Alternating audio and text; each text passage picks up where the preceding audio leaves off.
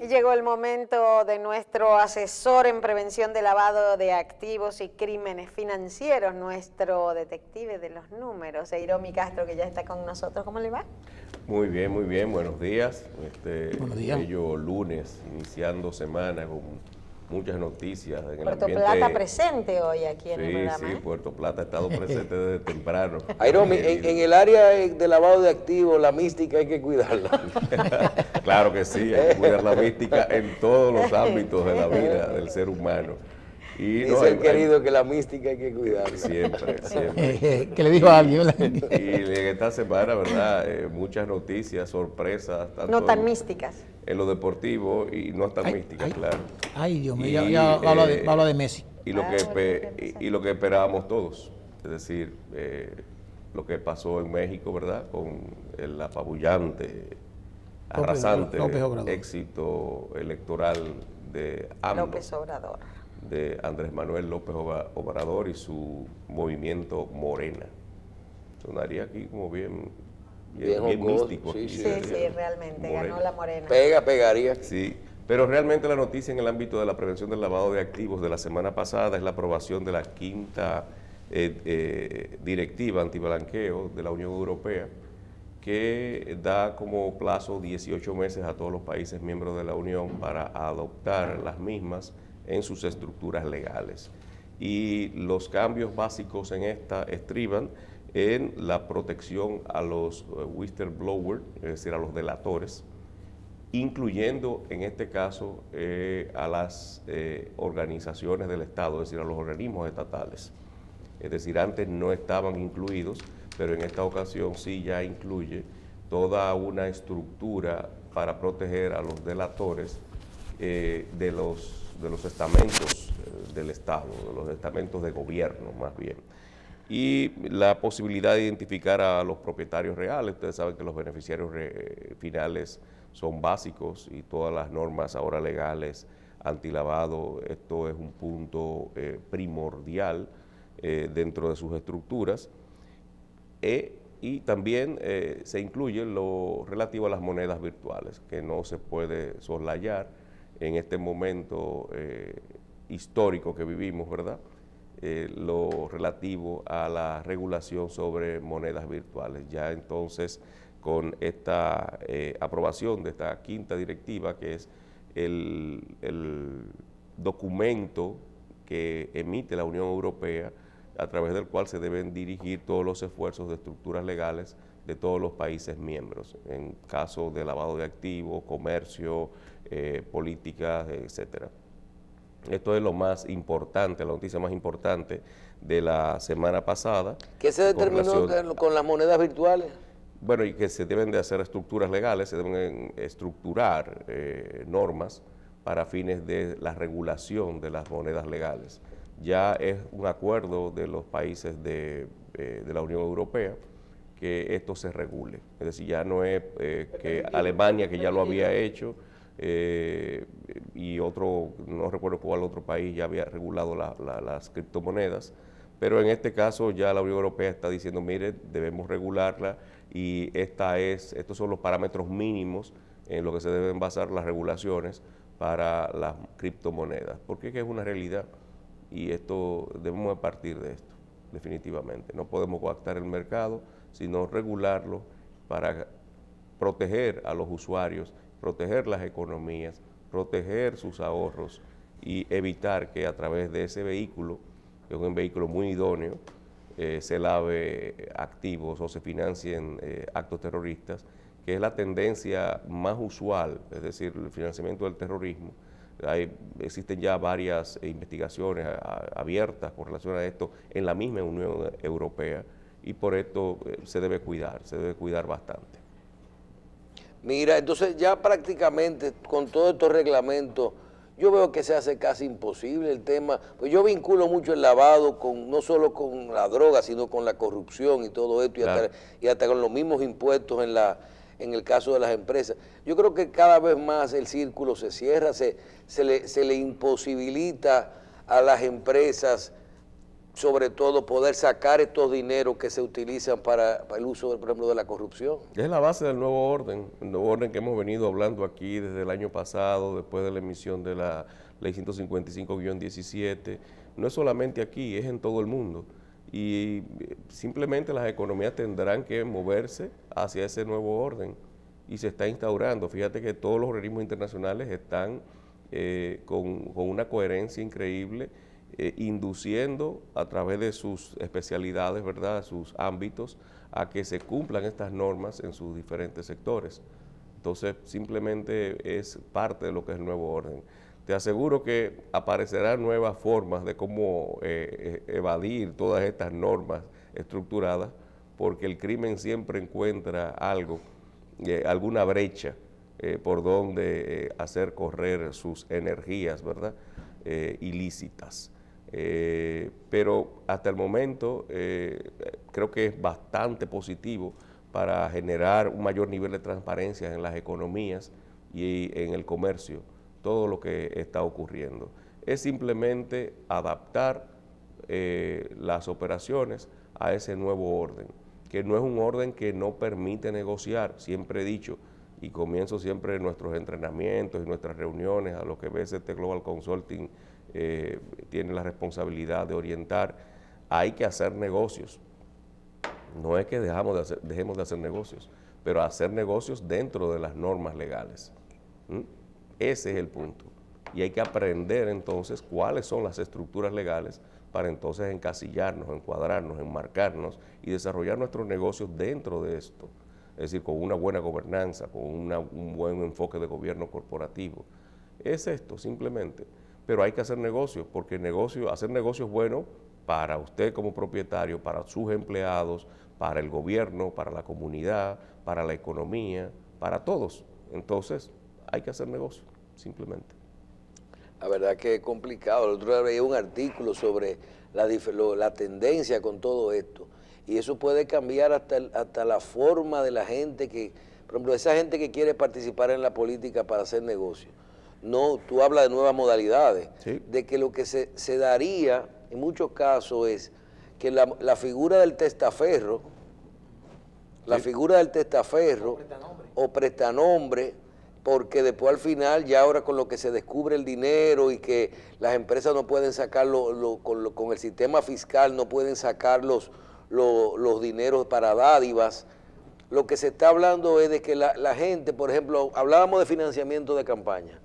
Ay, no, yo no quiero ser, ya yo no quiero ser ni parte de ese gobierno. No, yo no quiero que el testaferro sea fulano. Ese es el ministro, o ese es el director, o ese es el que sé yo qué. Porque yo no voy a alterar mi ciclo y mis empresas, ni convertirme en PEPs de ninguna forma. El testaferrato está tipificado como un delito precedente de lavado de activos en la ley 155-17. Sí, pero si el ministro es testaferro o el director o lo que sea, y tú no estás vinculado a él, el dinero nunca, tú lo que tienes que buscar entonces la contratación hacia tu propia empresa que tú eres el dueño. Eso claro, se está dando en muchísimos sitios, no hay que hacer transferencia, el dinero se queda en beneficios. Claro, como le digo, siempre el crimen o siempre se buscarán las formas y de evadir o de realizar los negocios con el menor esfuerzo posible y con la menor presión posible. Usted habló el otro día y de algo que también estuvimos viendo, y creo que Terrero es inteligentísimo, pues tú que eres auditor, que es hablando de valores nominales. Por ejemplo, si yo te quiero dar un dinero, tú mencionabas una vez que se estaban dando acciones de la bolsa o para que tenían deudas en Panamá y ese tipo de acciones. Se estaban hablando de cosas que tuvieran, por ejemplo, te transferí una compañía de 100,000 pesos, pero esa compañía es dueña de algo que tiene un valor intangible. Esa compañía es dueña de algo que tiene un valor intangible y tú dices, pero ¿hasta dónde nosotros podemos controlar a los funcionarios cuando tú dices, ¿cuál es su patrimonio? Ah, él es dueño de 10 farmacias. Y esa farmacia, bueno, valen, la licencia no tiene precio, porque se compró, es intangible, y los inventarios son iguales a su cuenta por cobrar, por pagar.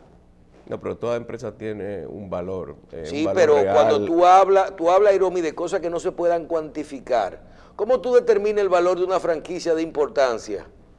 El valor intangible, bueno, pero es subjetivo. Sí, todo no, se determina, hay un alto grado de subjetividad, pero en función de su participación en el mercado, de la generación, las expectativas de crecimiento, se determina el valor. Claro, hay un alto grado de subjetividad. Claro. Y se puede prestar y de probarlo. A mí nadie me puede decir, Terrero tiene una firma de contadores. Sí. Que de hecho no tiene ningún activo, solamente el prestigio de 40 años y la clientela que él ha ejercido. Y él le puede decir, y él me puede decir que él me la transfirió por 1 millón, como puede decir que me la transfirió por 10 millones, como puede decir que yo acepté en 100 millones. Claro. Si vale 100 millones y él me la transfirió por un problema de él y mío, claro, ¿cómo usted le prueba otra cosa? Claro que sí. Y si usted pagó los impuestos por eso y los registró, no hay ningún tipo de problema, porque el precio del mercado es diferente al precio nominal, al precio facial de las acciones y del capital, por las expectativas de crecimiento que se tenga en un momento determinado o por el valor que tú le des, que es lo que pasa con las criptomonedas. ¿Qué es lo que le da el valor a las criptomonedas? Bueno, la oferta y la demanda, simplemente, y la base de su valor también. Entonces, siempre esto se va a basar en lo que el mercado dicte. Y tú vendes al precio que tú entiendas y el otro te va a comprar al precio que también entiende. Y si se acuerda vender en 10 millones, bueno, pues entonces en 10 millones. Claro. Luego entonces es el pago de transferencia, el pago de ganancia de capital, que aumentaría bastante en este caso, pero bueno, cada quien entonces cumple con la ley y nadie le puede decir a usted que exageró en el mercado. Hiromi, una pregunta al margen de lo que estamos hablando. Con la victoria de López Obrador en México, Sí. con un discurso populista parecido al discurso de Chávez en aquella época, izquierdito también, una economía bastante importante para los Estados Unidos y viceversa, con un narcotráfico tan fuerte en México y mucha corrupción. ¿Cómo tú ves este triunfo basado en las expectativas que él mismo ha creado? Anoche hablaba con nuestra casa matriz en México y todos los clientes nuestros están muy a la expectativa, bajo una gran incertidumbre. Aunque la reacción del peso mexicano fue contraria, se fortaleció, amaneció más fuerte que lo que había cerrado el viernes pasado. Porque fue un proceso sólido, sin duda. Sin dudas, claro, es decir, el margen que hay, la brecha que hay entre el más cercano es enorme, sí. Y era de esperarse, sí. Era de esperarse. Hay muchas incertidumbres y muchas expectativas, creo que no la va a llenar las expectativas, son demasiadas promesas populistas que ustedes conocen por demás. Sí. Dice que va a acabar la corrupción en 48 horas. ¿Cómo? Eso, sí, eso es de las cosas que él ha dicho. ¿En 48 horas? Sí. Ni con Mandrake. Y una de las cosas más populistas que cualquier candidato pueda decir es que va a disminuir los salarios de los servidores públicos. Sí. Miren, esto puede ser. Qué bonito, eso es una... Suena muy lindo. Eso es populismo. Sí. Yo creo que, por ejemplo, los presidentes de un país no deben de tener un salario fijo. Es más, no deberían de tener salarios. De hecho, yo no conozco un presidente que llegue con su cheque a su casa, ¿verdad? Y le diga, mira, mi amor, aquí llegué con mi cheque para que entonces pague la luz, el agua y esto y lo otro. Ustedes saben que eso no es así. Sí. Entonces, es mentira. Balaguer ganaba 3,000 pesos, era, ¿verdad? Sí. No, pero las primeras damas de Estados Unidos visten de diseñadores. De diseñadores. Y públicamente tú ves en las películas el closet y todo. ¿Y eso quién lo financia? Eso lo paga el gobierno como parte de el puesto que tiene en su momento. Parte del costo. En Estados Unidos está muy bien establecido esto, porque los regalos, creo que por más de $1,000 o no sé, tienen un tope. Sí, tienen un ellos tope. deben de dejarlo en la Casa Blanca, es decir, deben dejarlo para un museo o algo por el estilo. Es decir, porque es parte, se supone que eso es parte del legado, del puesto que ellos tienen y detentan en un momento determinado. Y eso es muy importante. Creo que México tendrá una situación bastante interesante de seguimiento de día a día. Trump lo ha felicitado, aunque ha tenido un discurso anti-Trump muy rápido, muy férreo, ¿verdad? y sería bueno ver la primera reunión, que debe de ser muy pronto, con Trump. Claro, él toma el gobierno en diciembre, creo que el 1 de diciembre, a principios de diciembre. Tiene que reunirse mañana, pasado mañana. ¿Tanto tiempo? Sí, ¿De transición? así, creo que así fue. ¿Es peligroso? No tengo la información. Bueno, las noticias de la semana de BST Global Consulting, lavadodinero.com, es la acusación de Luisa Ortega a Nicolás Maduro por el caso Odebrecht, la ex fiscal en el exilio de Venezuela, y la creación del puesto de supervisión y control de criptomonedas en el estado de la Florida.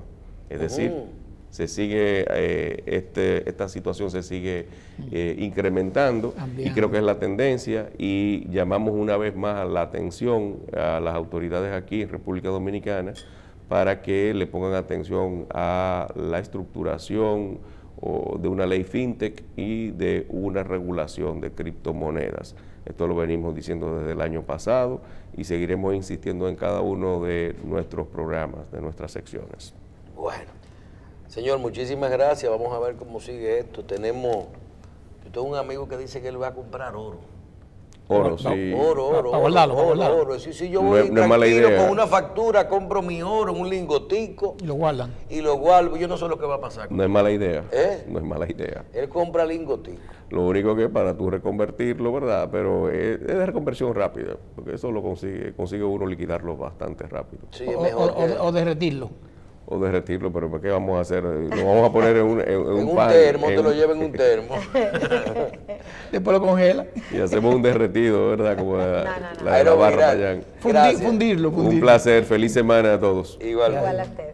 Vamos a hacer una pausa, venimos inmediatamente con nuestro segmento Síntesis Consumidor y Agropecuaria.